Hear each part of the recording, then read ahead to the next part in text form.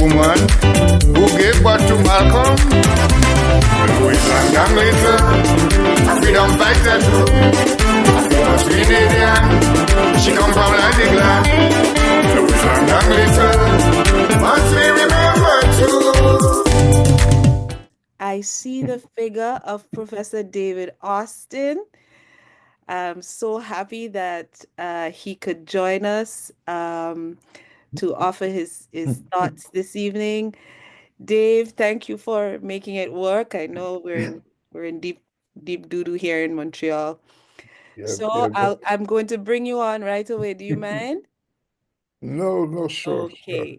Yeah, it's pure madness this side. It's Yeah. Mm.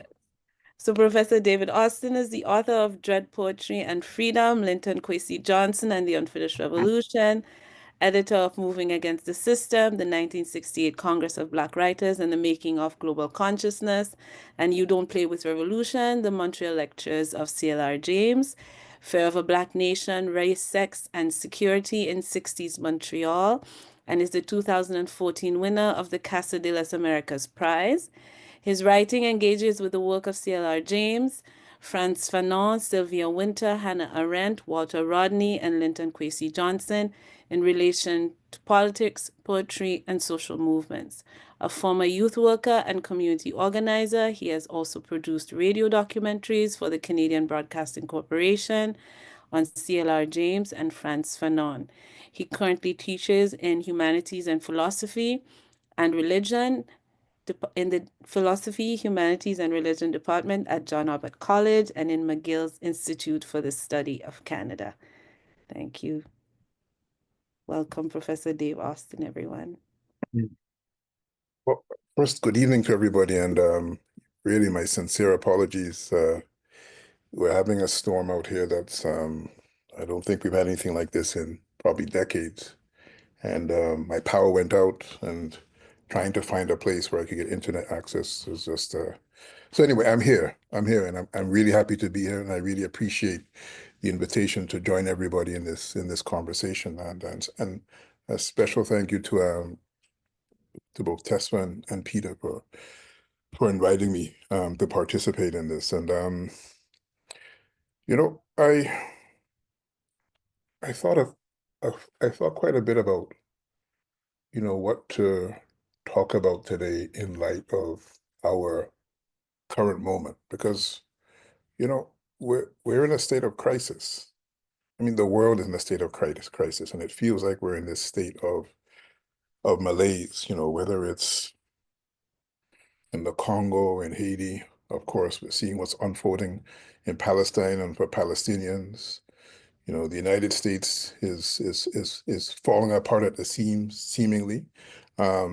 You know, here in Canada, whether it's the plight of Indigenous peoples or the high rates of incarceration of people of African descent and Indigenous peoples, climate variation and catastrophe, it just sounds like, it feels like there is a lot, right? And it's weighing heavy on the minds of people. And I can say that's absolutely true for myself. And I was watching an interview a few days ago, Mark Lamont Hill interviewing Christopher Hedges, a former journalist on Al Jazeera, and they were talking about how not only is the U.S.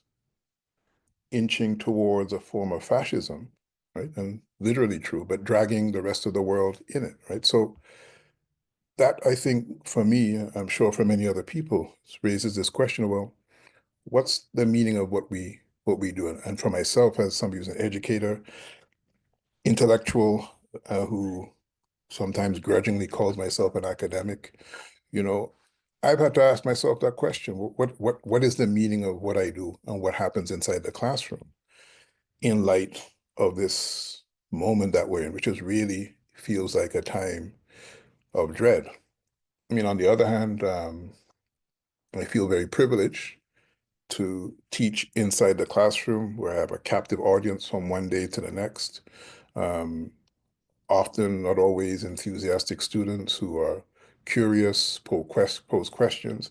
And I've always understood what I do inside the classroom as a political act, as a way of helping younger people navigate the world. And it's one of the reasons why I made the transition at one point some years ago from being a youth worker and community organizer to teaching, right? Because I think it's a important part, or can play an important part, of how we think about and imagine how we change society, how we change the world. And of course, when we think about change, especially in times of dread like the moment that we're in, it requires imagination and creativity and audacity, right? To dream beyond the madness of our moment and to creatively imagine how things might be different. And, when I think about the Caribbean region, as a child of Caribbean parents, the first thing that comes to my mind is the kind of creativity and audacity of the people of the Caribbean. As descendants of slaves, enslaved Africans, as well as Indian indentured workers, particularly in Guyana and Trinidad, as colonized people, or formerly colonized people, the people of the Caribbean have had to reinvent themselves, ourselves, or what the Jamaican theorist Sylvia Wynter refers to as a kind of metamorphosis.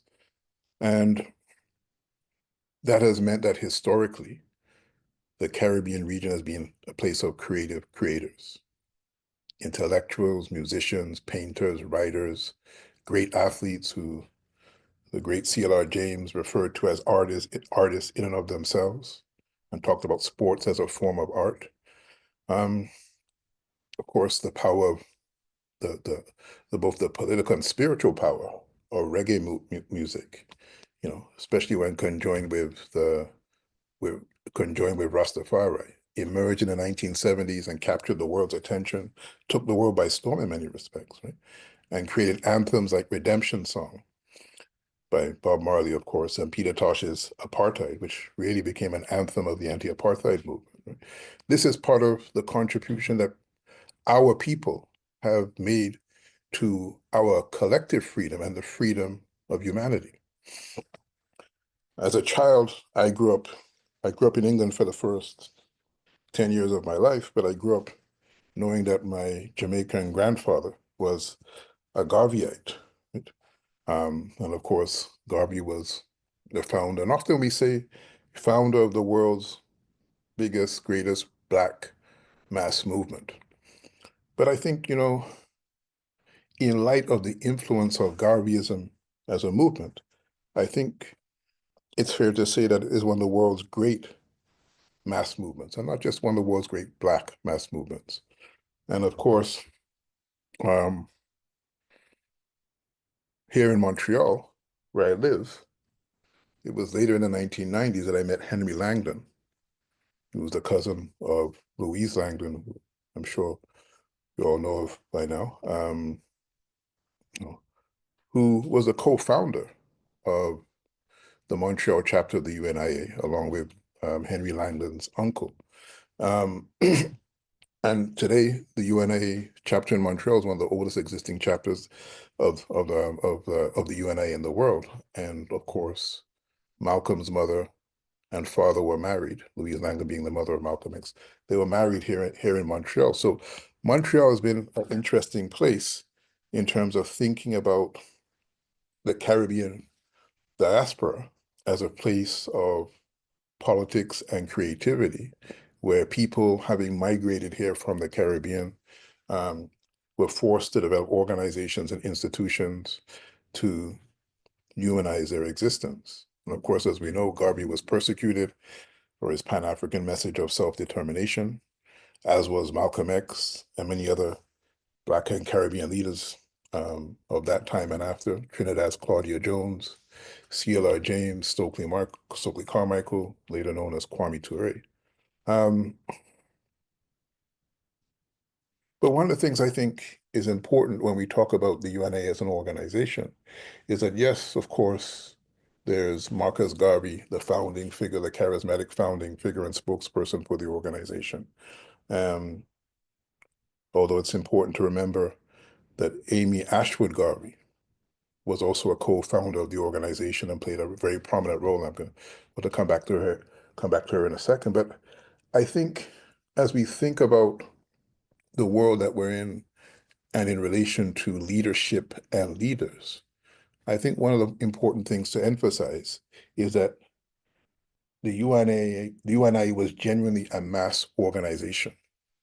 It was founded by Marcus Garvey and co-founded by Amy Ashford Garvey. But at its core, it was so-called ordinary people, workers some of whom who've been actively involved in the labor movement in the Caribbean before migrating to the United States.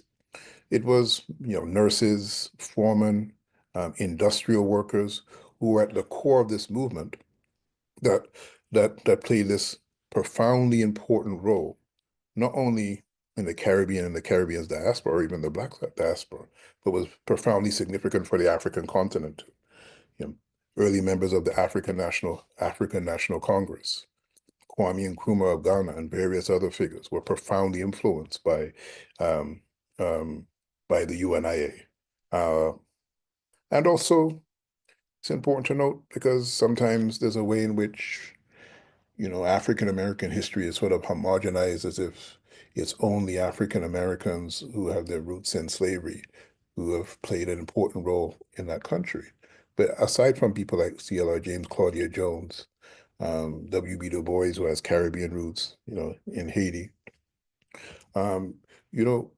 Caribbean figures played a very important role in the Harlem Renaissance in the 1930s. Right? A very significant role, and there are so many figures. I mean, of course, we're not trying to detract away from, African-American history, but more to make the point that that was part and parcel of that history. And sometimes there's a kind of nativism or nationalism that seeps in that wants to somehow dismiss the importance of that role. But, I mentioned that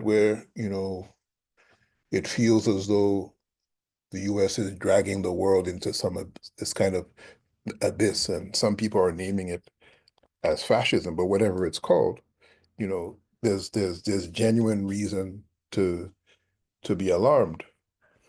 And I think in moments like this, returning to history and historical precedents, and particularly our own history, can be helpful. I think about Amy Ashford Garvey again, and her role in the International Friends of Ethiopia, or Abyssinia, which was based in London in the 1930s. She worked alongside figures like C.L.R. James and others, George Padmore, and they played a very important role in terms of highlighting the emergence of fascism in Europe, which is then extending its tentacles to Ethiopia and the African continent. And of course, since then, some years after, people like Amy Césaire, amongst others, made the argument that the emergence of fascism in Europe was practiced actually on the African continent. In other words, colonization was a form of fascism, which served as a dress rehearsal for the fascism that would later emerge in primarily in Germany, but also in Italy. It's referred to, at least in the English translation of Césaire's discourse on colonialism, as the boomerang effect. Right? So, maybe this is one of those moments where we turn to that historical period, among others, to look to explore how people in that moment that was not dissimilar to ours in some respects, how did people organize for change? How did our own folks organize for change? And not only in relation, but primarily, yes, through the experience of people of African descent, but also by extension, and sometimes very consciously so, thinking about how we change this world that we're in for the better. Again, the point being that despite its small size and population, the Caribbean and its people have played a profoundly significant role in kind of global political imagination. And we need that kind of creative, imaginative space in our time. It was figures like Amy Ashford Garvey, C.L.R. James, George Padmore, alongside Nnamdi Azikiwe of Nigeria, Jomo Kenyatta of Kenya, and later Kwame Nkrumah in Ghana that were as members of the International African Service Bureau, which grew out of the International Friends of Ethiopia, that in many respects, through their organizational work, laid this kind of theoretical basis for the African independence movements, many of them which would emerge on the African continent, right? And, that tells us something perhaps about what a small group of people, but with political imagination and some audacity, the role that they can play on a world stage, right? Right. So we have a role to play. Caribbean folks played significant roles in all of these struggles, and we take Frantz Fanon. I mean, could have a whole conversation. In fact, this year is the 100th anniversary. It's the centenary, right? So Fanon would be 100 years old this year. I mean, we can't even begin to talk about the impact of Fanon's idea in such a wide range of circles. I teach, in addition to teaching on, kind of Pan-African and Black Canadian politics thought and Caribbean thought and tradition, I also teach on Black Indigenous politics and solidarity. And, Fanon is that person that had a profound impact on Indigenous peoples in the Canadian context, North American context, in Australia, alongside, various students' movements, the Quebec left right here in places like Montreal. You could make the argument that, Fanon alongside Amy says they're both from Martinique, right? This tiny place, Edouard Glissant, who, in the importance of his work too, Suzanne Césaire, just one tiny island that made such an important contribution, right? Not only to kind of anti-colonial struggles and freedom, but to our collective understanding of what it means to be human, right? And to struggle for our humanity. So, when we think about all of this collectively, it presents a portrait, I think, a portrait of a region, the Caribbean archipelago, which despite its small territories, small population, has produced some of the most remarkable figures of our time, some of whom have had profound impact on the world stage and well out of proportion to the Caribbean's small population. This is a big part of the Caribbean's history and legacy, and it seems to suggest to us, as I was suggesting earlier, saying it, as I was arguing earlier, that there's something about what that region, what the Caribbean region and its peoples have been capable of, that suggests to us something about what might be possible today when things seem to be at their worst, right? In the midst of the madness of our moment, that maybe there's another vision and there are other possibilities, right? There's space to imagine a world beyond and outside of what we're living with today. I realize, we're tight for time, so I just want to mention two things. Well, invoke two people. One is Rosie Douglas, who I'm going to assume, and I see somebody chairing this. I assume many of you know Rosie Douglas, the former Prime Minister of Dominica, of course, but who I knew as the father of a close friend at the time, Tiani Behanzin, otherwise known as Robert Douglas in those days. And Rosie would visit Montreal in the 1990s to sometimes to visit his kids or for other work. And he was very close to people like Alfie Roberts, Franklin Harvey from Grenada, who was a very close friend, the late Franklin Harvey, late Alfie Roberts too. Tim Hector from Antigua, and of course, Robert Hill, who's originally from Jamaica and a major Garvey scholar. In the 60s, they, along with a few other people, and Cools, and I'm not sure if Gene Depperdine is with us, right? They were part of an organization called the Conference Committee on West Indian Affairs, or the Caribbean Conference Committee. And they also formed what they call the CLR James Study Circle, very important organization in terms of promoting James's work at a time when he was largely forgotten. But I mentioned Rosie as coming out of this small group of Caribbean folks who were thinking about changing the Caribbean for the better, but also changing the world. And inspired by ideas of James, as I mentioned, but also people like Frantz Fanon, among others. You know, Rosie was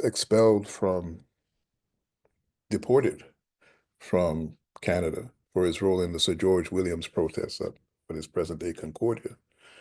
Returned to Dominica, where of course he eventually got into politics and eventually, some decades later, became prime minister. But what is less known is that he became the director of an organization called the Mataba, which was based in Libya and was basically Libya's international solidarity / anti-imperialist organization. And at the time, of course, Libya was playing a significant role, or something of a role, in terms of thinking about African unity.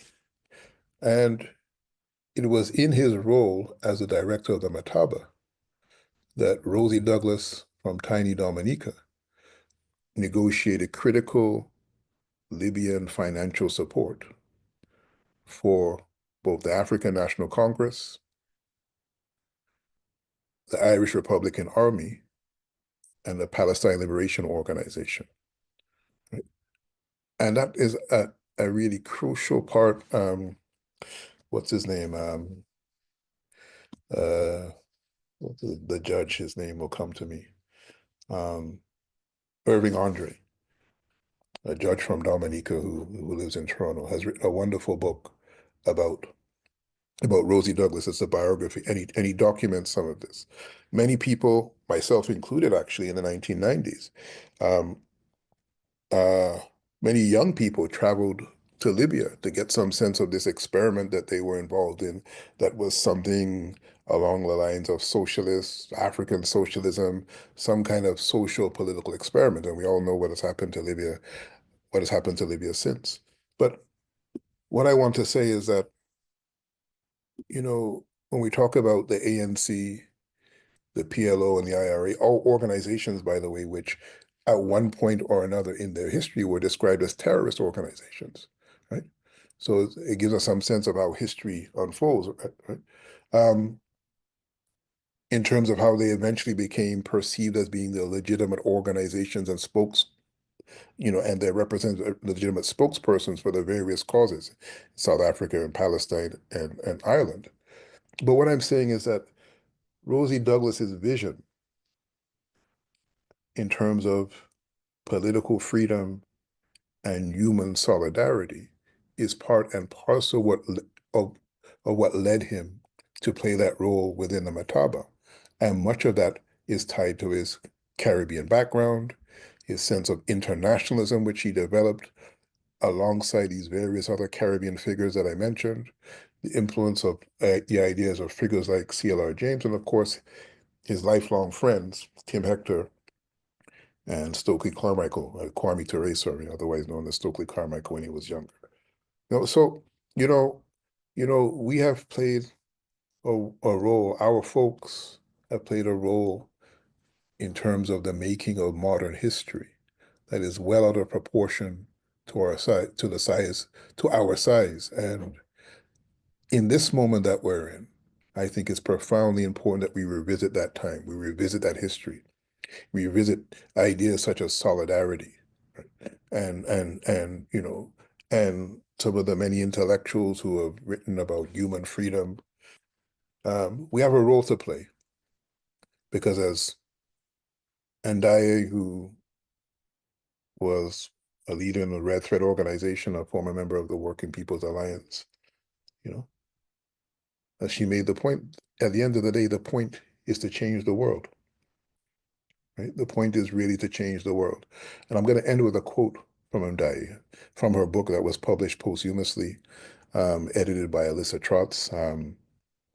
And she says in the book is called The Point is to Change the World. She says, to stop sinking under the weight of our pessimism about our capacity to fight, we have to take inspiration from our own history and from the history of other countries, learn the lessons of their weakness, setbacks, and failures, and build on their strengths. We have to learn from the willingness of those who fought before us to take the risk of rising up against the seemingly immovable forces. All right, so I'm going to end there. And thanks for your time. Thank you very much. What just wonderful, wonderful, wonderful way to ground us again, touching very much on things that were spoken of earlier in the conversation, touching on the idea of the internationalism of these Caribbean thinkers, our shared diasporic trajectory, or shared knowledge of Africanness, the important historical work of the UNIA and its implications for us in the present moment. If you're like me, then you want this conversation to continue forever and ever and ever. But we are aware that folks have given of their time to be with us this evening. And so we're going to keep moving along. Again, Dave, we are just so grateful that you could find a way to get to be with us this evening. I'm so happy that you could come in and of course, Dr. Gyamfi and Dr. Jacobs. At this time, I'm going to pass it over to Marieve to bring on the newly inaugurated LADIG organization, diaspora organization, and then we're going to close up. Okay, thank you. And I echo the sentiments shared by my co-moderator. And as I listen to Dr. David, I can literally see that thread tying all of the presentations and all that I've heard this evening together. And, you know, some things stick out to me, like the culture, the creative arts, doing what you can in your own space, that consciousness. And the job of the conscious is to make the unconscious conscious. And all that was tied in, and it was an apt way to close off all the presentations